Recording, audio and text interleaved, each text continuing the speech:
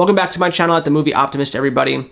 I just got done making a video about my 10 favorite movies of the year. So what better way to end my 2024 on YouTube with a video about the movies I didn't like this year.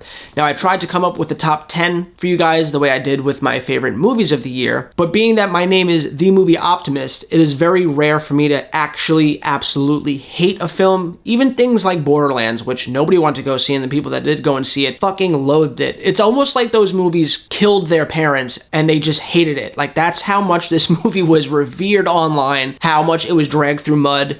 Yet I was over here like, I thought the chemistry was okay and the fight scenes were cool, so yeah, I'm kind of in the middle about it. It's not a great movie, it's not a terrible movie. So take that with a grain of salt. I find the light in the dark. I find the diamond in the rough in almost all movies, but there are some that at the end of the day really irked me the wrong way. So I gathered 5 for you here on this list. Now let's talk about it. Coming in at number 5 was a movie that me and my buddy John were really excited for because of the premise of it, and it's In a Violent Nature. Now, this almost didn't make my list because, and I said this in my review, although the movie is pretty terrible, I was impressed with the fact that for such a small budget, these people were able to put this on the big screen for people to see.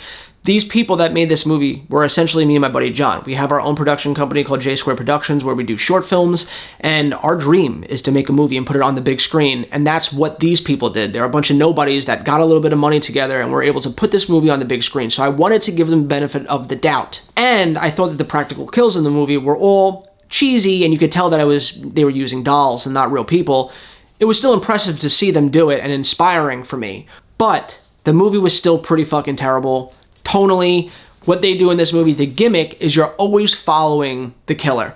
It's always like anyone that's played like a third-person shooter where it's like an over-the-shoulder where when you're running around, the camera's constantly behind the character following, so you always see the back of their head.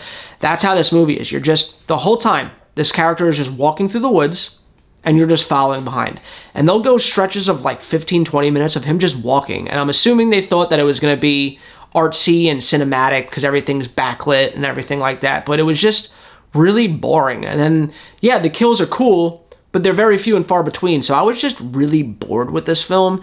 And in my head, I was like, you guys got the opportunity to put a movie on the big screen, and what you did with that was bore us for 90% of the time. So this movie is number 5 on my list. Coming in at number 4 is a similar situation where I'm like, this motherfucker has carte blanche to make whatever he wants. And instead of hiring decent writers to make his own little science fiction Star Wars spinoff, he just makes one of the worst movies I have ever seen, and that is Zack Snyder's Rebel Moon Part 2.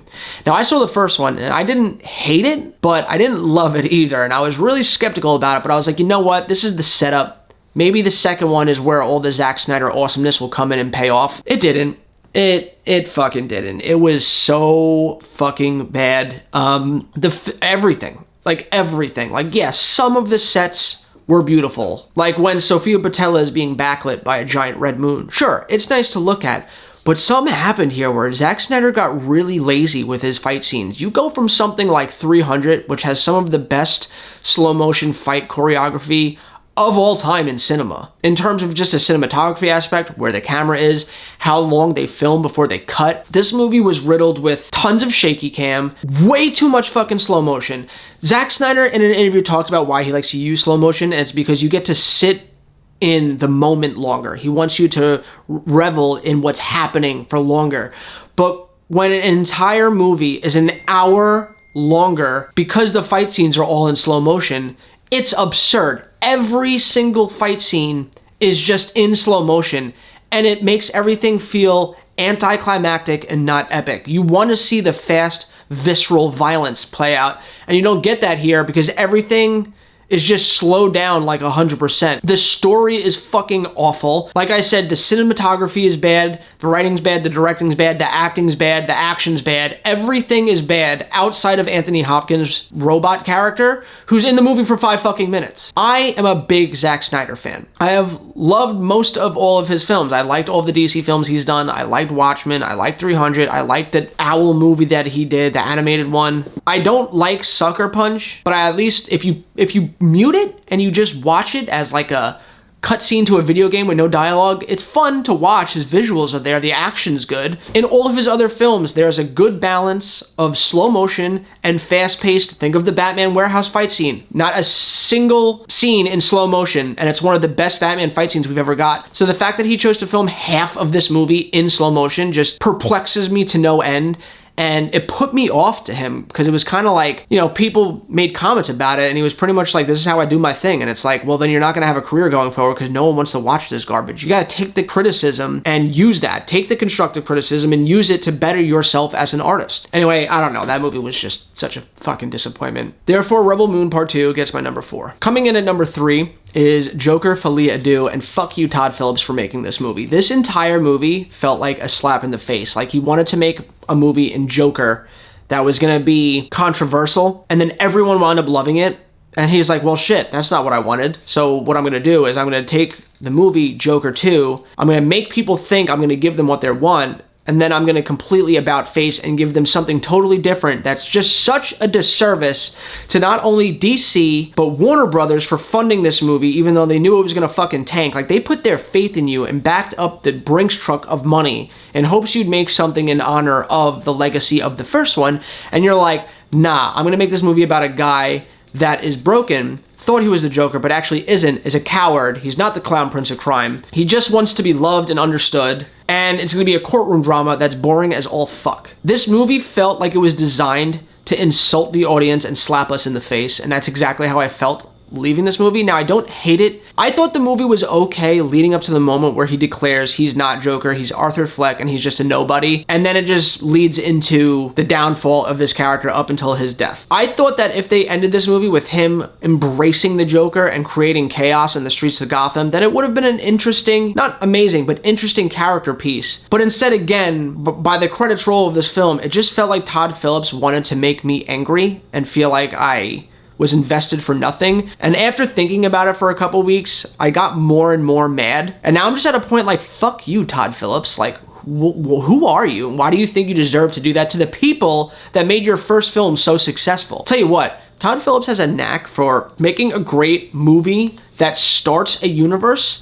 but he's fucking terrible at making sequels, like The Hangovers, like Joker. He should just, going forward, make a movie, and if he wants to create a new universe or create new characters in this new world that's super successful, that's fine. But then hand the reins off to somebody else, because you are not good at sequels, my friend. Therefore, Joker 2 Folie à Shit is at number 3 on my list. Coming in at number 2 is Kraven the Hunter. It's really weird because Sony can make good movies. Sony has a lot of good movies under their belt, so they know how to hire talent. It literally almost feels like they're trying to make bad films. Almost like they're like, oh, maybe if we absolutely destroy the universe's Spider-Man characters, it'll bleed into the MCU and it'll make people not want to watch Spider-Man. And then Marvel will be like, fuck it, we don't want to use them anymore. And they'll get all the rights back. I literally don't know how it's even possible to make 3 movies. I'm sorry, not Venom, The Last Dance. That one I'll give a pass. But Morbius, Madam Web, and Kraven are some of the worst films I've ever seen. And the fact that they did them all back to back to back, it feels like they're trying to make them bad. Now, Kraven has a decent performance out of Aaron Taylor Johnson, and it has some decent action, but the story is all over the place. Russell Crowe's in an entirely different film. He's just showing up for the fucking paycheck. It's so choppy. There's so many ADR and like dubbed voiceovers that it's uncanny, and it's just such a shame because he's such a cool character. But at the end of the day, and I said this in my review, nobody wants you to take these fucking villains and turn them into anti-heroes. The thing that makes people love these villains so much is their contrast to Spider-Man and their backstory that turned them so truly evil that we get behind Spider-Man pummeling these people. I would feel so bad for this Kraven if Spider-Man came in and beat the shit out of him because he's just trying to do the right thing, but that's not what I want from my villains. I don't want to see a story about the Joker being misunderstood and really a good guy. If you're gonna go this route and make them bad people, then just make them bad people. We will show up and support it. We will follow the bad guys if we know it's gonna lead to them interacting with Spider-Man. But instead, they tried to give us whatever the fuck this is. So, therefore, Kraven gets my number 2.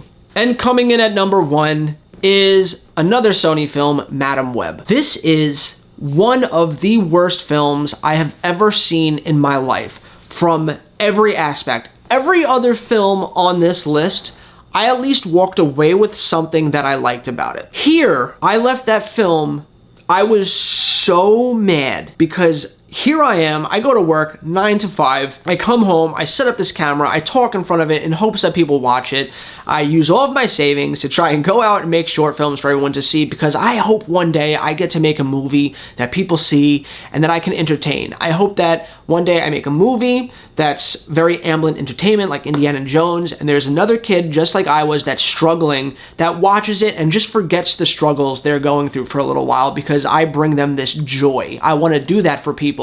And the fact that there are fucking writers giving us absolute fucking garbage like this film is a disgrace. The fact that this movie was greenlit is a fucking disgrace. The fact that the people that wrote Morbius were then rehired by Sony to come back and write this is a disgrace, and those people at fucking Sony should be fired and run out of the industry. The fact that somebody got behind a camera and shot this disgusting pile of stench is a disgrace, and they should never film a fucking movie again. And the fact that the director allowed this film to even come out with their name attached to it is just an absolute fucking disgrace. Everything about this movie is awful. The way it's color graded is bad, the way it's shot is bad, the way it's edited is bad, the acting is terrible, everything is terrible. The fucking ADR on the bad guy, they literally dubbed over all of his lines with somebody else's dialogue, and it's like the dialogue was written by a 4-year-old. The actions that these girls in this movie do are written by a 4-year-old. The motivation behind the villain doing the things he's doing is absurd, ridiculous, and lazy. Everything about this movie is absolutely terrible, and whereas in every other movie on this list, it's like, whatever, bad day at the office, I was so mad coming out of this film that this is the stuff Hollywood is greenlighting when there are people out there that are sitting on ideas that will move you to tears and win Oscars. They're not getting to see the light of day, but we're gonna keep getting stuff like Madam Web because Sony doesn't actually give a shit about the quality in their movies. They just need to keep making them to retain the rights to Spider-Man. They have to make like a movie every quarter about Spider-Man, and if they don't, all the rights revert back to Marvel. So in Sony's eyes, they're like, fuck it, we're just gonna make whatever comes our way first because we need to. We don't care about the quality because, yeah, maybe it makes $200 million, but at the end of the year, when they make Spider-Man 4 and it makes $2.5 billion, that's where we're gonna make our money. And it's all just a ploy from Sony. And as much as I love a lot of the other franchises that Sony has, I fucking hate them at the same time because they're taking these characters that I love and absolutely dragging it through the mud. And it's just, it feels disrespectful and like they're not putting their heart and soul into this. They don't deserve these characters. Marvel needs to get them back. Sony, focus on your Bad Boys movies and other things. Let this go. Therefore, Madam fucking Web is the worst movie this year in 2024. Congratulations, you win the title for that. You know what? This is actually the worst movie I've seen in the last 10 years. There's nothing redeemable about this film.